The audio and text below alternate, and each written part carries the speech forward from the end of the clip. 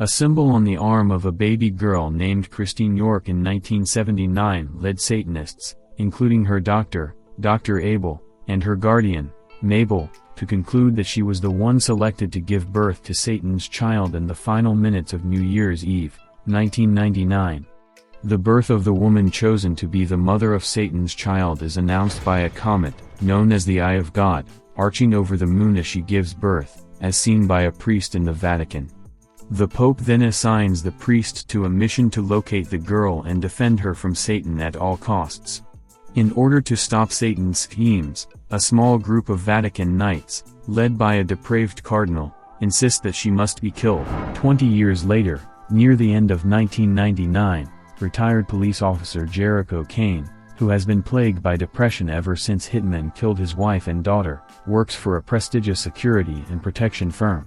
He and his friend and co-worker Bobby Chicago are tasked with guarding a Wall Street banker.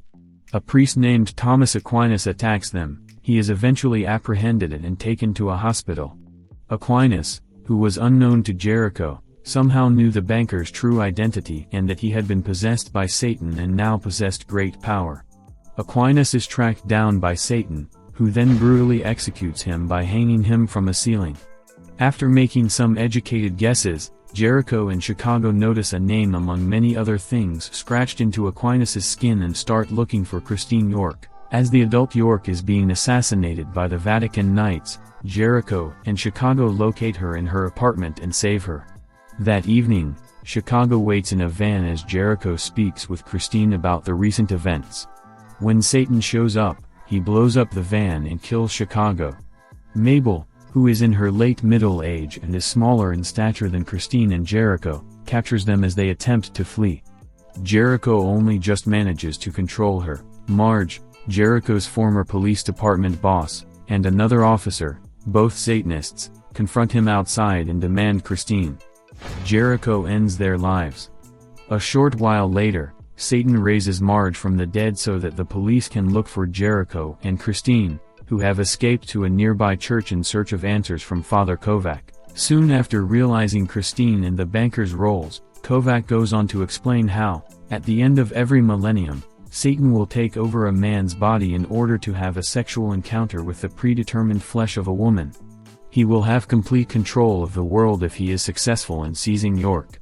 Jericho tries to convince Christine to go into hiding with him after telling her that the only way to defeat Satan is to have faith, but she prefers to stay with Kovac because she believes Kovac's explanation that Satan's greatest trick was to convince mankind that he did not exist. Jericho becomes frustrated and goes back to his apartment, where Satan meets him and tries to tempt him by using his lost family and his resentment of God to get him to reveal Christine's location.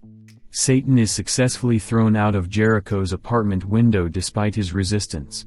Chicago soon appears, healthy and alive. They come up with a plan to get Christine despite Jericho's initial misgivings. He gives them instructions to keep her hidden and safe at all costs at the church where Kovac and his clergy inform the Pope of York of her location. Unfortunately, the Vatican Knights show up once more and detain Kovac and his clergy as they attempt to murder Christine once more.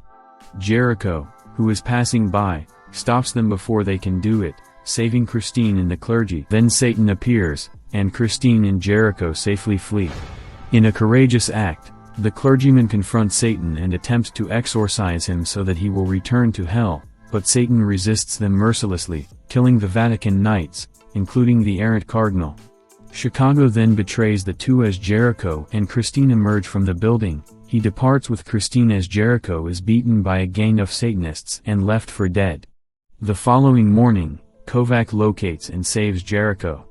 As soon as possible, Jericho begins arming himself heavily to continue looking for Christine. He recognizes the revived Marge and proceeds to follow her to the secret temple of Satan. He succeeds in rescuing Christine and killing Marge a second time there. Chicago intervenes to stop Jericho and reveals that Satan had raised him from the dead in return for his assistance in capturing Christine. After some convincing from his friend, he is able to resist Satan's influence. As retaliation, Satan burns him alive. Jericho shoots Satan out of anger and makes off with Christine during the ensuing mayhem. After passing through Satan's lair, the two enter a subway tunnel. They get on a train and make their getaway. They are pursued by Satan, who ends up killing the motorman. Jericho fires an M203 grenade launcher at Satan during the ensuing battle, destroying the train and giving them time to flee. Now that the banker's body is irreparably broken, Satan departs from it in search of a new host. Christine and Jericho make their way to the streets and another church, where he prays to the Almighty. Satan bursts through the floor and appears before Jericho as a huge, demonic being. He inhabits Jericho after entering his body. Jericho, who is now under the influence of Satan, makes an attempt to rape Christine, but he is temporarily able to resist his influence thanks to Christine's pleading words. Jericho takes advantage of what might be his last chance to make amends by impaling himself on the sword sticking out of a fallen statue of Saint Michael the Archangel, rendering his body immobile for the few seconds before midnight.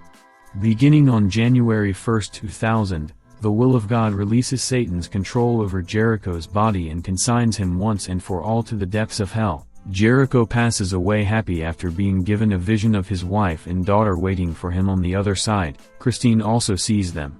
As New York celebrates the beginning of the new millennium, Christine expresses her gratitude to the deceased man for saving her life.